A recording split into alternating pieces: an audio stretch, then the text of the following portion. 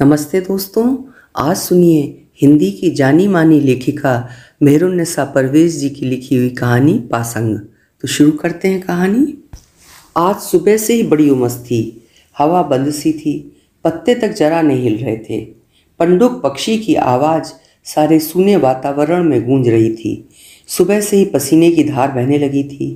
गर्मी तेज हो गई थी। दुपट्टे से पसीना पोंछते पोंछते कनी का दुपट्टा पूरी तरह गीला हो गया था। वातावरण की उमस को देखकर लगने लगा था जैसे मानसून बस आने ही वाला है। वैसे इस बार अच्छी वर्षा होने की आशा थी, क्योंकि पूरी गर्मी के दिनों में एक बार भी पानी नहीं आया था। कनी कबूतरों के दड़बों के पास खड़ी नन्हे नन्हे उनके नए बच्चों को देख रही थी। कबूतर के बच्चे भी उसे देख अपनी चोंच खोल रहे थे, जैसे चुग्गा मांग रहे हों। बाहर दादी के पास कोई आया था। बातचीत की आवाज़ पूरे घर को लांघ कर पीछे तक जा रही थी। इतनी सुबह कौन आया होगा? कनी बेटी, कनी, दादी ने पुकारा। दादी की हाँक पर सरपट दौड़ते सारे कमरों को लांघती वो बाहर आ गई। बाहर रशीद चाचा बैठे थे। सुगराबी झाड़ू से घर साफ कर रही थी। रशीद चाचा के कांधे पर मक्का मदीने का गमछा रखा था। इसका मतलब था कि मस्जिद से इधर ही आ रहे थे।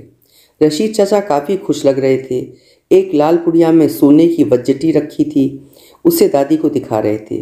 वज्जटी बड़ी सुंदर थी, उसमें लाल पोत गुंथी थी। बड़ी अच्छी बनी है, दादी ने वज्जटी देखकर लौटाते हुए कहा। जब जो भी देना चढ़ाना हो रशीद, तुम ही करो, मैं कहाँ से लाऊं? मेरे पास थोड़े से गहने हैं, वो मैंने कनी के लिए रखे हैं। सोने की गेहूं माला, मोहन माला, कुंदन का गुलूबंद, वो तो सारे कनी की माँ के पास ही रह गए हैं। अपना चंदन हार तो मैं कब का बेच चुकी हूँ। बस एक 5 तोले की चेन और झुमका ही बानों को दे पाऊंगी। खाला, तुम्हें इतना सोचने की ज़रूरत नहीं है। इतना दे रही हो यही बहुत ज़्यादा है। मैं कौन तुमसे कुछ कह रहा हूँ? अब सोने का भाव देखो, वो भी बढ़ रहा है। पहले जवाहरात की कीमत आंकी जाती थी, सोने को कौन पूछता था, पर अब देखो जवाहरात गायब ही होते जा रहे हैं। जब से अंग्रेजों का राज हुआ था, तब से हीरा, नीलम, लाल, पुखराज, पन्ना देखने को आंखें तरस गईं। सारे जवाहरात गोरी मेमों को भेंट में दे दिए गए हों, ऐसा लगता है। अंग्रेज सारे कीमती जवाहरात अपने देश ले गए हैं। खदानों पर उनका हुक्म चलता था, वो मालिक थे और हम लोग सिर्फ मजदूर बनकर रह गए थे। जब से कनी के दादा मरे, उनके साथ जैसे इस घर के सारे हीरे जवाहरात भी कब्र में दफन हो गए। सब सपना सा लगता है। वो इतने पारखी थे कि दूर से ही एक नज़र में हीरे की कीमत आंक देते थे। अब सोना भी खरीदे कितने बरस गुजर गए। हाँ, क्या भाव चल रहा है सोने का? सोना 35 रुपए तोला पहुंच गया है खाला। खुदा खैर करे, दादी ने ठंडी सांस भरी। इतना महंगा हो गया है? मैंने तो बेटा 1925 में 15 रुपए तोले के भाव से सोना खरीदा था। उसके बाद से तो खरीदा ही नहीं। बेटा पहली बार पढ़ने बैठा था, तब शगुन में सबको दिया लिया था, तभी घर में सेर भर सोना खरीदा गया था। उसके बाद तो ऐसी गर्दिश का दौर रहा कि माशा भर भी नहीं खरीद पाई। बस मौके मौके पर घर का ही रखा सोना लेने देने में काम आया, और बुरे दिनों में उसे बेचा तक था। खाला, वैसे अभी सोना ज़्यादा बढ़ा नहीं है, पर सुना है अब बढ़ जाएगा। सन 40 में 25 रुपए तोला हो गया था, और अब देखो 35 का हो गया। बेटा पहले सोने को पूछता कौन था? तब तो 15 रुपए तोला था, फिर भी कोई नहीं खरीदता था। सोना तो गरीब लोग खरीदते थे, रईस लोग तो हीरे जवाहरात और मोती खरीदते थे। उसी से इंसान की हैसियत गिनी जाती थी। सोना तो खैर खैरात में देते थे। पहले सोने में मिलावट कौन करता था? ठोस गहने बनते थे, आज जैसे नाजुक गहने थोड़ी बनते थे। अब तो मिलावट से चाहे जितने कम वजन के गहने बन जाते हैं। कनी के दादा ने तो बेटा 1925 में जो सोना खरीदा था, उसी ने इस घर की आबरू ढांक रखी है। उसी को जोड़ घटाते काम चल रहा है। बेटे के ब्याह में भी नहीं खरीदा, सब घर का ही निकाला। राह साहब बेटे की बीमारी में चला गया। अब तो समझो कंगाली ने डेरा जमा लिया है। पहले गहनों से औरतों की गर्दनें झुक सी जाती थीं। शेर भर सोने की तो हमने हंसली पहनी है रोजाना। 70 तोले का चंदनहार पहने रहती थी, 5 तोले की सरजे की नथ पहने रहती थी। ये सारा तो पहनना ही पड़ता था। कनी के दादा इंतकाल फरमा गए, तब सब उतार कर बकस में सेद दिया। खाला, तुम्हारा चंदनहार मोहन माल तो भाभी ने लौटाया नहीं ना? कहाँ लौटाया, उसी का तो झगड़ा था। बाप के घर गई तो बाप माँ ने बेटी के साथ गहने भी रख लिए। 11 लड़ों का था। दोनों तरफ मोर बने थे। मोर हीरे, नीलम और पन्ने में जड़े गए थे। बेहतरीन काम था। उस जमाने की महीन कारीगरी थी। बारीक बच्चीकारी का काम था। खैर, दादी ने कराह कर आह भरी, कनी को जरूर देंगी भाभी। अब वो बातें छोड़ो। चील के मुंह में माल दबा है। चील मुंह खोले तो हार गिरे। हम तो बस आस ही कर सकते हैं ना। दादी, कनी ने अचानक पहुंचकर हाजिरी लगाई। बेटी, जरा सुगराबी से कहना चाय तो बना दे। अच्छा। कनी, जो दरवाजे की आड़ में खड़ी खड़ी बातें सुन रही थी, देखा दादी पुराने दिनों में गोता लगा रही हैं तो बोल पड़ी थी। बावर्ची खाने में कनी पहुंची तो देखा कुलसुम बैठी थी। कुलसुम को देखकर अच्छा लगा। जाने क्यों राहत सी मिली। दोनों ने एक दूसरे को मुस्कुरा कर देखा। गुड़िया के ब्याह का झगड़ा दोनों भूल गई थी। बानो, आप कहाँ हैं? कनी ने पूछा। उन्हीं के कमरे से तो आ रही हूँ। वो बेसुध बुखार में पड़ी थी। उनका गरारा जांघों पर चढ़ गया था। टांगें नंगी हो गई थी, पर उन्हें होश तक नहीं था। मैंने उनके कपड़े ठीक किए और चादर उड़ाकर आई हूँ। सुबह सुबह कैसे आ गई हैं? तुझे बताने आई थी। हमारे घर शादी की जोरदार तैयारियां हो रही हैं। निकाह का लाल साटन का जोड़ा बनकर आ गया है। गरारे में नखी गोटा से बेल बूटे बनाए गए हैं। दुपट्टों में नखी गोटा का गजरा लगाया गया है। कुर्ते पर सलमा सितारे टाके गए हैं। लाल मजहर में मुकेश भरा गया है। जेवर बनकर आ गए हैं। झुमके, वज्जटी, टीका, नथ, चूड़ियाँ सब बनकर आ गई हैं। वलीमे की दावत के लिए 5 बकरे भी आ गए हैं। अच्छा, मगर यहाँ तो कुछ नहीं हो रहा है, कनी ने हैरानी से कहा। सच, बानो आपा मेरी भाभी बनकर आ रही हैं, सोचकर ही मेरा दिल बांसुओं उछल रहा है। बानो आपा की शादी से तुझे बड़ी खुशी हो रही है ना? कनी तमक कर बोली। अच्छा, मेरी गुड़िया कैसी है? मजे कर रही है दूल्हे के संग। अच्छा, तू बानो आपा की शादी को लेकर नाराज है ना? ये तो बड़े लोगों ने तय किया है। देख, तू ये नहीं सोचती बानो आपा यहाँ रहेंगी तो रोज आती रहेंगी। दूर गांव चली जाती तो कैसे आती? कौन आने देता? हम दोनों मिलकर बानो आपा का ख्याल रखेंगे ना। चल, गुस्सा थूक दे। हाँ, बात तो ठीक है। कनी के मन का उफान कुछ कम हुआ। देखा बानो आपा के दादा और अब्बा कितने बुरे थे। वो तो समझो अब्बा ठीक समय पर पहुंच गए थे, वरना वो तो बानो आपा को बंदूक की गोली से हिरनी की तरह मार देते। कुलसुम अपनी बहन जैसी आंखें घुमाते बोली। इससे तो ठीक था ना, मार ही देते। ऐसे भी जीना किस काम का? इसे कोई जीना कहते हैं? जानवरों की तरह है ऐसी जिंदगी। मगर इंसान को जानवर की तरह मारते भी तो देखा नहीं जा सकता ना। अच्छा, बाहर क्या अब्बा बैठे हैं? हाँ, तूने नहीं देखा? नहीं, मैं तो पीछे से चुपचाप आई थी। अब्बा को मत बताना मैं आई थी। कल ही अम्मा पे बरस रहे थे कि लड़की बड़ी हो रही है, सारा दिन धीका मस्ती करती घूमती है। मुझे तो लगता है कनी, अब ये लोग मेरी पढ़ाई भी बंद करवा देंगे और मेरी भी शादी कर देंगे। अब्बा सुना है रिश्ता देख रहे हैं। अरे, कनी का चेहरा भय से सफ़ेद पड़ गया। आंखों में पानी उतर आया। बानो आपा चली जाएंगी, तू भी चली जाएगी। सोच, मैं कैसे रह पाऊंगी? तेरी भी तो कहीं ना कहीं शादी होगी। कोई दूल्हा जरूर अल्लाह ने पैदा किया होगा। अम्मा कहती हैं अल्लाह हर इंसान का जोड़ा भी पैदा करता है, वो भी कहीं ना कहीं तो होगा ना। बाप रे, इतना कहकर मुझे मत डरा। चल, बानो आपा के कमरे में चलते हैं। दोनों उठकर बानो आपा के कमरे में चली गईं। कुलसुम ने बानो आपा को जगाया। बहुत मुश्किलों से बानो आपा उठ पाईं। कनी पलंग की पाटी पर बैठी बानो आपा को तकती रही। बानो आपा का बुझा बुझा सा रूप उसे डस रहा था। काश खुदा ने इंसानों की तकदीर लिखने का काम उसे दिया होता तो वह दुनिया की तमाम औरतों के नसीब सुनहरे अक्षरों से लिख देती। बानो आपा का नसीब और अम्मा का नसीब सबसे अच्छा लिखती। ऐसी इबारत लिखती कि सारी उम्र सोने के पालने में ही झूलती। अल्लाह से लड़ लड़ कर सारी औरतों का नसीब मांगती। अल्लाह ने तो नसीब लिखने का काम छट्टी को सौंप रखा है, वही तो उल्टे सीधे नसीब औरतों के लिखती है। खुद औरत होकर बुरे नसीब की इबारत लिखती है। क्या अल्लाह को इनके काम को मुआयना नहीं करना चाहिए? उल्टे सीधे नसीब लिखकर ये लोग अल्लाह को बदनाम नहीं कर रहे? ऐसे ही देखो, मौत का फरिश्ता मलकूम मौत किसी का भी घर उजाड़ कर चला जाता है। अम्मा को जवानी में ले गया, पूरा घर उनका उजड़ गया। काश ये लोग कहीं मिल जाते तो उनसे ज़रूर पूछती कि वो लोग इतने बेरहम क्यों हैं। अल्लाह तो रहम करता है, पर ये लोग उसकी नाफरमानी क्यों करते हैं? लोगों का घर क्यों उजाड़ देते हैं? दुनिया में बुरे नसीब लेकर पैदा होने से क्या फ़ायदा? कुछ तो सुख चैन, अपनों का प्यार लिखना चाहिए ना। सबको बराबर से सुख और दुख बांटना चाहिए ना। कहीं तो सुखी सुख और कहीं दुखी दुख, ऐसा क्यों? क्या अल्लाह को कुछ पता नहीं होता?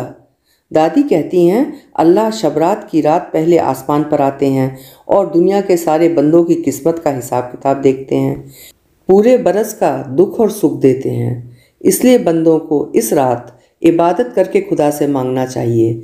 तो अल्लाह सिर्फ साल में एक बार पहले आसमान पर आते हैं, बाकी दिन सातवें आसमान पर रहते हैं, ऐसा क्यों? तभी तो उन तक दुआएं नहीं पहुंचती, उनके फरिश्ते इंसानों की बात ठीक से नहीं लिखते। काश अल्लाह मियाँ हमेशा पहले आसमान पर होते और देखते इंसान कितने दुख में पागल हो रहे हैं, उनके फरिश्ते माँ को बेटे से और बेटे को माँ से छीन रहे हैं। ऐसी बद इंतज़ामी से दुनिया कैसे चलेगी? कहीं किसी ने बानो आपा के लिए जादू टोना तो नहीं किया है? दादी बताती हैं कि पैगंबर हज़रत मोहम्मद साहब पर भी दुश्मनों ने जादू किया था। वो बीमार रहने लगे थे। तब एक जादू के जानकार आदमी ने अपने अमल की बैठक की थी। उससे उसने पता लगाया था कि एक अंधे कुएं में पत्थर के नीचे 11 गिठान बांध कर जादू किया था। उस व्यक्ति ने अपने अमल से जादू को तोड़ दिया। जैसे जैसे अमल पढ़ते गए वैसे वैसे गिठान टूटती गईं, टूट टूट कर गिरती गईं। लोग तो इतने बुरे हैं कि पैगंबरों को भी नहीं छोड़ा, तो बाना आपा तो एक लड़की ही हैं। दादी बताती हैं पहले अल्लाह ने इंसान नहीं बनाया था, जिन्नात बनाए थे, वही दुनिया में रहते थे, उन्हीं का राज्य था। खुदा ने जिन्नातों को एक ही ताकत दी थी, वो रूहानी ताकत थी, और इनकी यही ताकत बहुत तगड़ी थी जिससे ये किसी को भी डरा कर अपने बस में कर लेते थे। इनका राज ये पाताल में था जो अभी भी है। इनसे परेशान होकर अल्लाह ने इंसान बनाए और इसे दोहरी ताकत दी, एक रूहानी और दूसरी जिस्मानी, यानी आत्मा और शरीर। दो ताकतों के बावजूद भी इंसान जिन्नातों के आगे, जादू टोने के आगे, शैतानी ताकतों के आगे हार जाता है। बानो आपा पर भी किसी ने जादू तो नहीं कर दिया? एक के बाद एक मुसीबतें उन पर क्यों आ रही हैं? वो बगावत क्यों नहीं करती? हार क्यों जाती हैं? टूटती क्यों हैं? जब भी कभी बानो आपा रात को चुपचाप कनी से अपने बच्चे के बारे में पूछती कि वो कैसा दिखता था, क्या उसकी शक्ल पाकिस्तान गए लोगों से मिलती है, तब कनी बौखला जाती, सन्न सी रह जाती थी। क्या जवाब दे? कब तक झूठ कहकर बानो आपा को तसल्ली थी? झूठ मूठ ही वो बच्चे के बारे में बताती रहती। उसकी नाक बानो आपा जैसी है, होंठ आँख एकदम उनके जैसे हैं। सच तो ये था कि उसने भी बच्चे को नहीं देखा था, जरा सी झलक भर देखी थी। कल्पना में वो किसी बच्चे की सूरत उतारती और बानो आपा उस तस्वीर को सच मान लेती थीं। उसकी आंखों में झांक कर अपने बच्चे की सूरत देखने की कोशिश करती थीं। क्या ये सारी बातें अल्लाह को पता होंगी? और अगर वो जानता है तो अनजान क्यों है? अपने रहमत के फरिश्तों को राहत सुकून पहुंचाने क्यों नहीं भेजता? या मेरे अल्लाह, अपने रहमत के फरिश्तों को जल्दी भेज, देख बानो आपा कितनी बीमार हैं। मनी मन कनी अल्लाह से दुआ मांगती रही। परीक्षाओं के दिन सर पर थे। पढ़ाई करते करते कनी कब पढ़ते पढ़ते औंधी हो जाती पता ही नहीं चलता था। जब बानो आपा आकर उसे किताबों पर से उठाती और लालटेन उठाकर तिपाई पर रखती, तब हड़बड़ा कर वो जागती थी और उठकर अपने कमरे में जाकर पलंग पर सो जाती। बानो आपा उसकी किताबें कॉपियाँ समेटती रहती। आज भी वो पढ़ाई में व्यस्त थी। कुलसुम भी साथ पढ़ रही थी। आज दोनों ने तय किया था कि जब तक खिड़की से धूप का गोला उतर कर उन तक नहीं पहुंचेगा तब तक उठना नहीं है। आधी दोपहर तक पढ़ना है। दोनों सब कुछ भूल कर पढ़ाई में व्यस्त थीं। अगले माह परीक्षा जो होने वाली थी।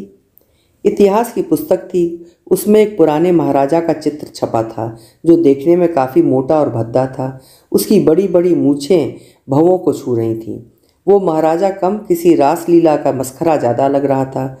पेट भी मटके की तरह फूला हुआ था। दोनों एक दूसरे को दिखा दिखा कर लोटपोट हो रही थीं। अचानक कमरे में कोई पर्दा उठाकर आया तो दोनों एकाएक चुप हो गईं। सामने मोटी सी काया वाली बिस्मिल्ला बाई खड़ी थी। दोनों चौंक गईं। बिस्मिल्ला बाई की सूरत पुस्तक के चित्र से काफ़ी मिल रही थी। मोटी तो वो वैसे ही थी। सब लोग उन्हें बिस्सो कहते थे। हर घर में शादी ब्याह में ढोलक बजाना और ब्याह के गीत गाना उनका काम था। ठिगनी और मोटी सी थीं, आंखें धसी सी थीं। मुंह में तंबाकू वाला पान हमेशा ठुसा रहता। पान की पीक होठों के किनारों से बैठती, ठुड्डी तक उतरती तो उसे वो अपने अंगूठे से पोंछती रहती। हाथ हाथ पर चूड़ियाँ पहने रहती थीं, हंसी ठिठोली करने वाली हंसमुख औरत थीं। बिस्सोबाई का चूड़ियों वाला मोटा हाथ जब छनाकेदार ढोलक पर पड़ता तो उसकी थाप सारे मोहल्ले के कोने कोने में सुनाई देती। बिस्सोबाई की ढोलक सारे मोहल्ले को मुनादी कर देती थी कि ब्याह का शगुन शुरू हो गया है। वो चलती थी तो ठुमकी लगाकर चलती थी। बीबी, हल्दी की बोरी कहाँ है? हल्दी निकालनी है, उपटन पीसा जाएगा। उपटन पीसा जाएगा? किस लिए? कनी ने चमक कर पूछा। लो, अरे बीबी, बानो बीबी के लिए चिक्सा नहीं पीसा जाएगा। गेहूं भुन गए हैं, चिक्से के मसाले पिस गए हैं, अब हल्दी के साथ सब पीसा जाएगा ना। शाम को बानो बीबी को मांझे बैठाना है, रात को मिलाद है, फिर सारी रात मेरी ढोलक बजेगी ना। बिस्सोबाई ने ठुमक कर मुनादी कर दी। अरे इतना सब हो गया? कनी का कलेजा धक से रह गया। लगा खून कहीं जम गया है, चेहरा सफ़ेद सा पड़ गया है। लगा किसी ने ठोकर देकर औंधे मुंह गिरा दिया है। अरे तुम दोनों कैसे भकवे सी होकर देख रही हो? बीबी, पढ़ाई करो, पर इतनी नहीं कि दिमाग फिर जाए। घर में क्या हो रहा है देखो तो।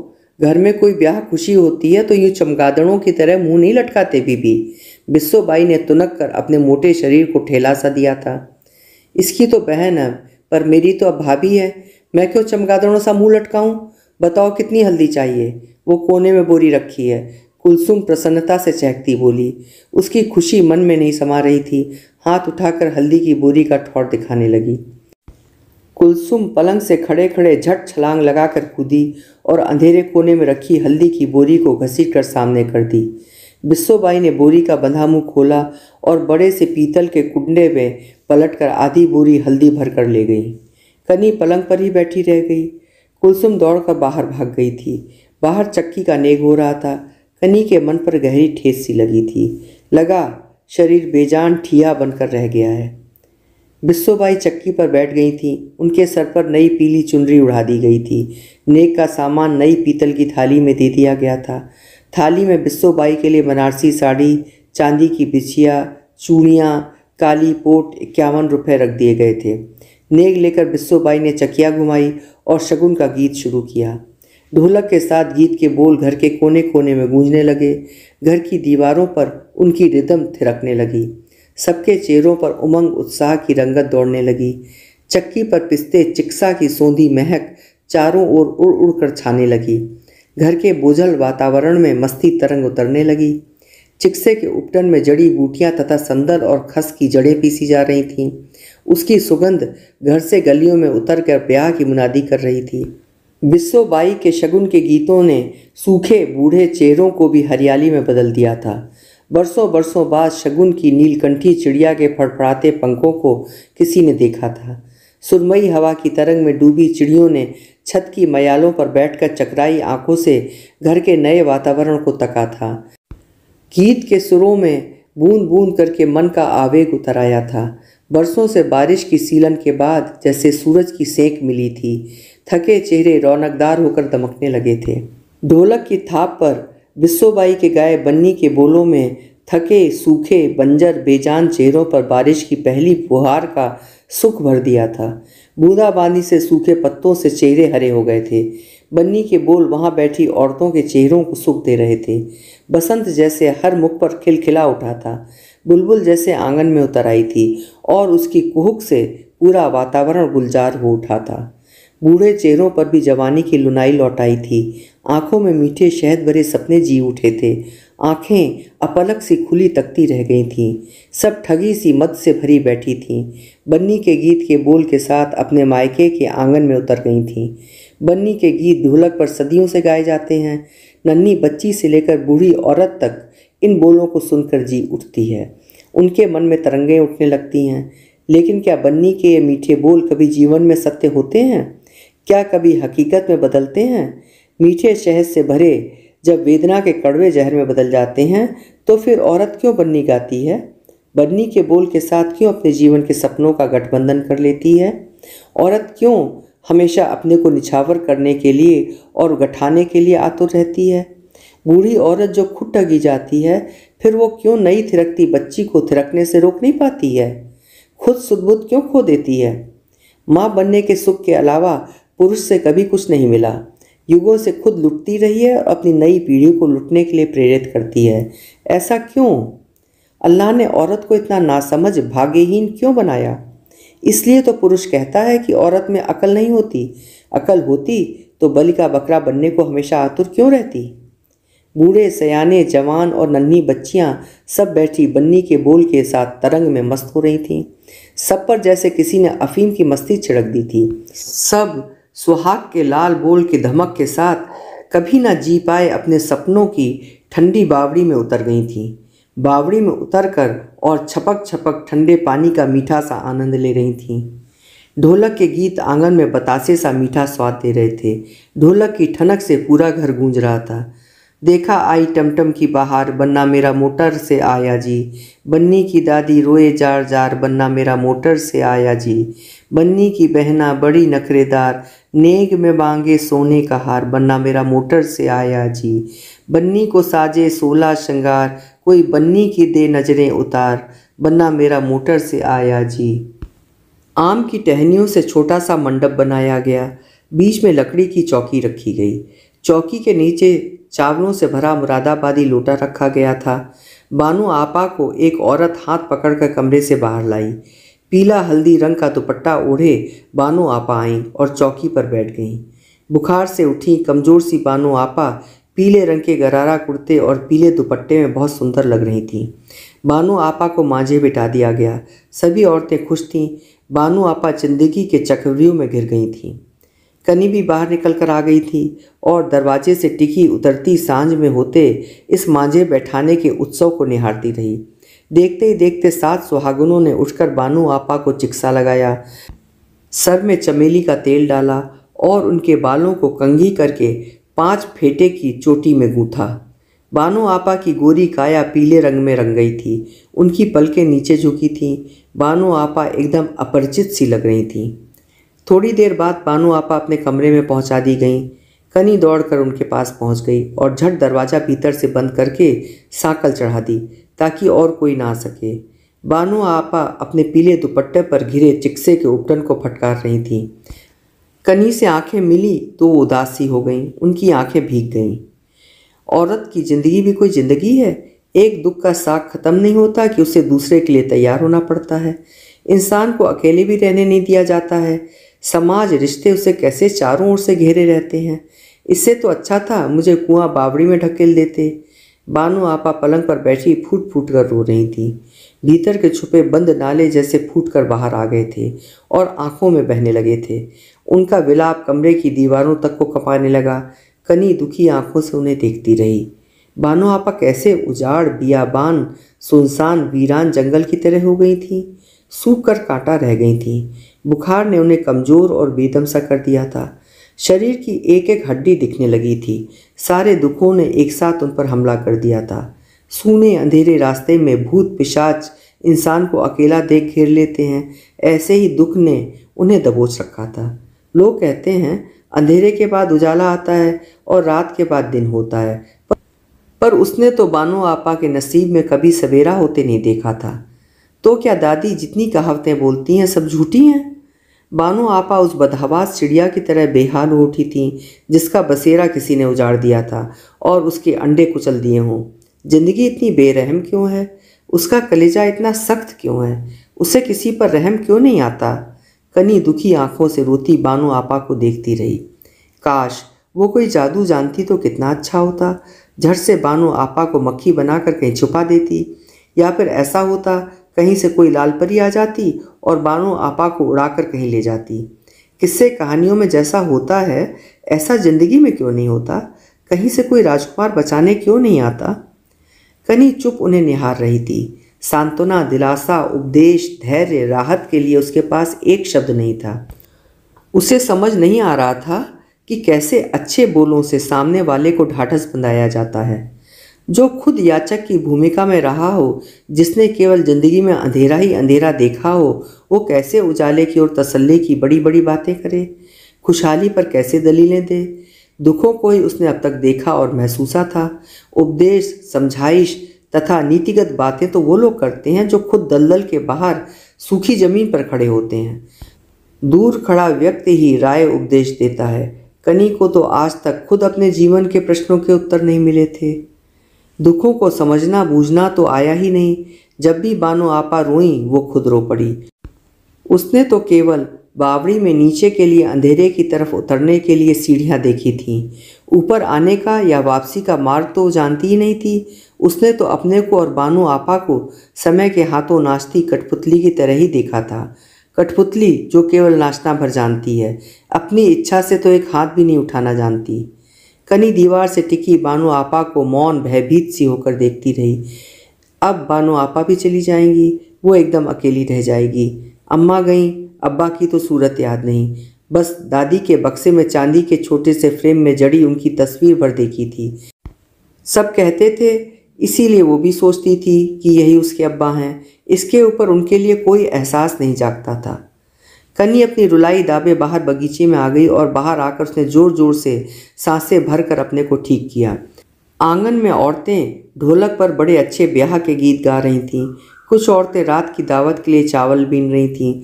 चावलों के कंकड़ तो साफ कर लिए जाते हैं, ऐसे ही जिंदगी के कंकड़ क्यों नहीं साफ हो पाते? सब कुछ निकाल फेंकने की हिम्मत क्यों नहीं होती? जब खाने के लिए साफ सुथरा चावल चाहिए तो ऐसे ही जीने के लिए भी साफ सुथरी जिंदगी क्यों नहीं मिलती? तभी सामने से किसी के पदचाप सुनाई दिए। सर उठाकर देखा, कुलसुम थी। कुलसुम आकर और कनी के पास बैठ गई। यहाँ अकेले में क्यों बैठी है कनी? कुलसुम अटखेली से बोली। अंदर मन नहीं लग रहा है। सच कुलसुम, तू बानो आपा का ध्यान रखेगी ना? कैसी बात कर रही है? बानो आपा कहीं दूसरे घर जा रही हैं? तेरा और मेरा घर अलग अलग हैं। कुलसुम अवाक सी रह गई। और शादी के बाद वो पाकिस्तानी लोग बानो आपा को लेने आ गए तब? कनी का चेहरा भावहीन पत्थर की तरह हो गया था। छोड़, जाने तू भी बूढ़ों जैसा बैठी बैठी ख्वाबी पुलाव पकाती रहती है। भला पाकिस्तान गए लोग क्यों आएंगे? सब छोड़ गए, अपनी जायदाद धरोहर, अब क्यों आने लगे? कुलसुम भी विचलित सी हो उठी। लगा प्रेम भी छोड़ गए। प्रेम छोड़ा जाता है? बानो आपा जैसे तड़प कर उन्हें याद करती रहती हैं, क्या वो भी याद करते होंगे? क्या वो चांद देखकर कोई पैगाम देते होंगे? कनी दूर वहीं अंतरतम में उतरते सूखे कंठ से बोली, तुझे क्या हो गया है? कैसी बावली जैसी बातें कर रही है? कैसी बनमानुस जैसी शक्ल बना ली है? चल हाथ मुंह धोकर ढंग से कपड़े पहन ले। अच्छा बता, पाकिस्तान कितना दूर होगा? देखना, बड़े होकर मैं एक दिन जरूर पाकिस्तान जाऊंगी और बानो आपा के प्रेमी को ढूंढकर बानो आपा के सारे दुखों का हिसाब लूंगी। कनी ने दर्द से भरकर कहा। तू किस किस से हिसाब लेगी? सारी दुनिया में यही हो रहा है, हमेशा औरत ही ठगी जाती है। उसका ठौर कहाँ है? औरत को ही अपनी बदली देनी पड़ती है। कुलसुम ने आंखों में आंसू भरकर कनी को ढाढ़स दिया। कनी हक्की बक्की सी कुलसुम के सयानेपन को देखती रह गई। उसकी अपनी आंखों के आंसू सूख गए थे। ठगी सी वो कुलसुम को ताकती रही, जो पत्थर की मूर्ति की तरह बैठी थी। क्या ये कोई नई कुलसुम नहीं थी? अभी आप सुन रहे थे मेहरुन्निसा परवेज़ जी की लिखी हुई कहानी पासंग। कहानी आपको कैसी लगी कमेंट बॉक्स में ज़रूर लिखिएगा। मैं फिर कोई अच्छी सी कहानी के साथ आपको मिलूँगी। तब तक आप खुश रहें, आबाद रहें। शुक्रिया।